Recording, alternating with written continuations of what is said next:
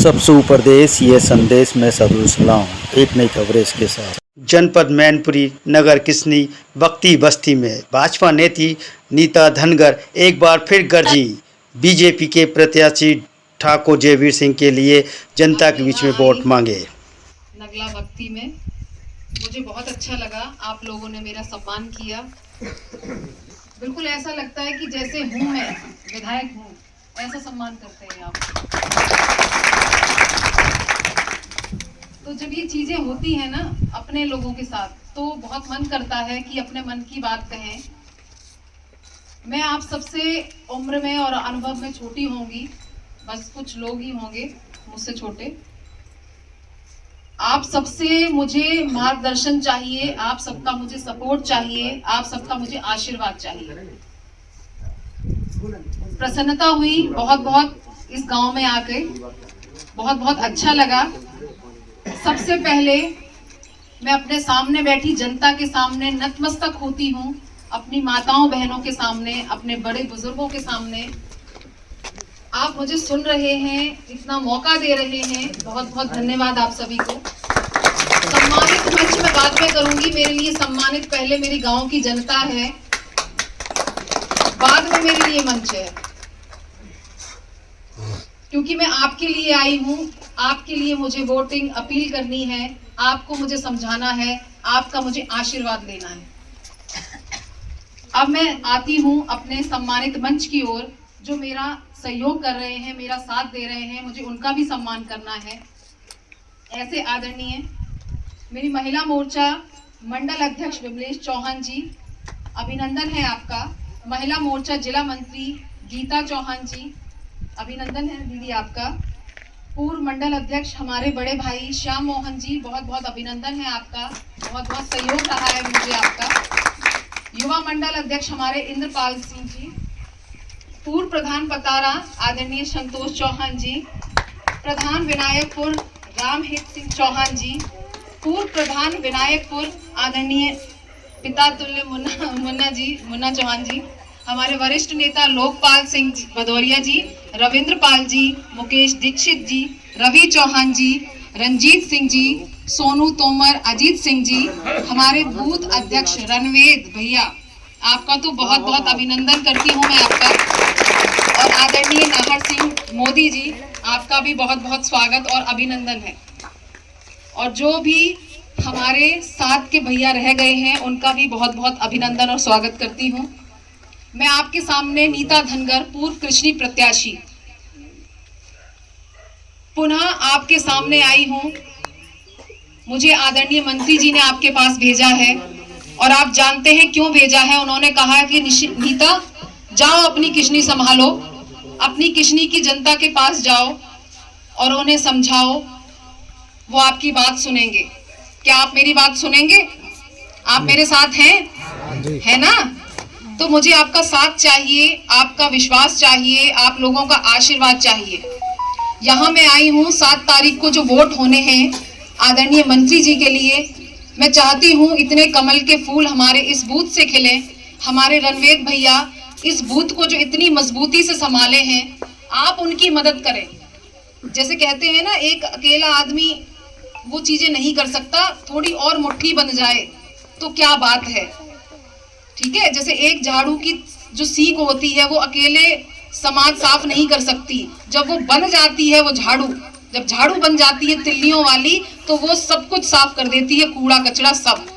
तो हमें संगठित होना है, हमारे समाज को संगठित होना है। आप इधर उधर बिखरिए नहीं।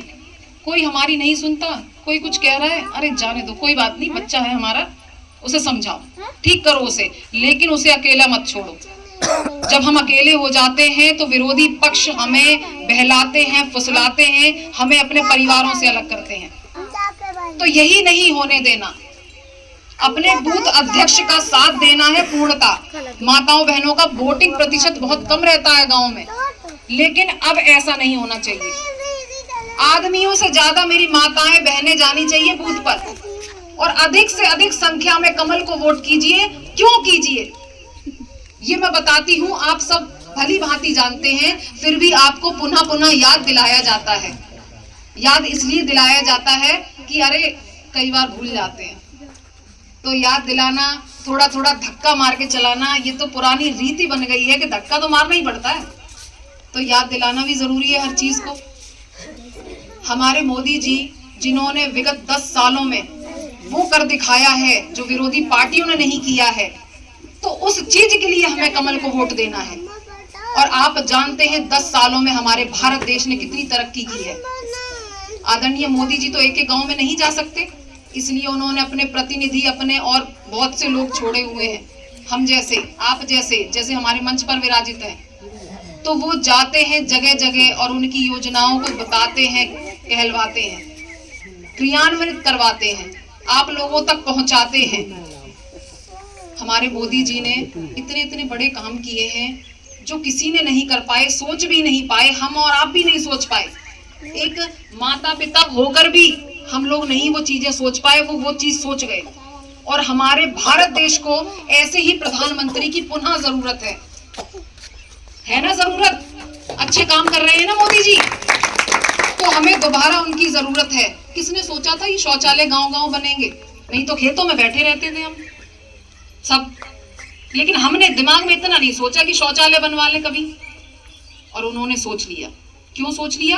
क्योंकि वो जमीन से जुड़े हुए नेता हैं, जमीन से उठे हैं, किसान के बच्चे हैं, कोई राजघराने में पैदा नहीं हुए हैं, जिन्हें कुछ पता ही नहीं गांव के बारे में, और वो धीरे धीरे मेहनत करके तब प्रधानमंत्री बने हैं। जैसे आप और हम सब मेहनत करते हैं, आप सब कैसे खेतों में लगे रहते हैं इतनी गर्मी में, और अब तो वो समय चल रहा है कि गेहूं कट रहे हैं, उतना समय निकाल कर आप आए हैं, तो आप भी तो मेहनत कर रहे हैं, हमें समय दे रहे हैं। तो ऐसे ही वो भी बड़ी मेहनत करके प्रधानमंत्री बने हैं और आपके ही विषय में सोच रहे हैं, किसानों के विषय में सोच रहे हैं, महिलाओं के लिए सोच रहे हैं, बहन बेटियों के लिए सोच रहे हैं। पहले हमारी बहन बेटियों को छेड़ दिया करते थे लड़के, शर्म आती थी हमें भी कहने में, लेकिन आज हम खुल के कहते हैं, मजाल तो है कोई छेड़ कर तो दिखाए, उंगली नहीं हाथ काट देंगे, गर्दन काट देंगे इसकी हम।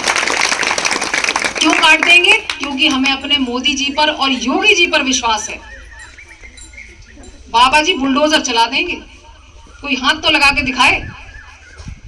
ये आज जो मुझ में भी इतनी शक्ति आई है कि आप सबके सामने मैं भी निकल पड़ी हूं उस राह पर, भारतीय जनता पार्टी में अच्छे कामों के लिए, आदरणीय मोदी जी के लिए, आदरणीय योगी जी की जो योजनाएं हैं उनको आप तक पहुंचाने के लिए, ये साहस भी मुझे वहीं से मिला है।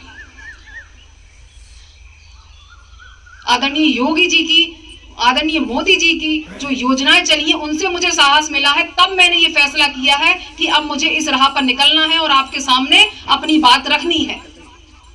इसलिए आप कमल को वोट कीजिए, बहनों की सुरक्षा के लिए आप कमल को वोट कीजिए, मेरी माताओं की सुरक्षा के लिए आप कमल को वोट कीजिए।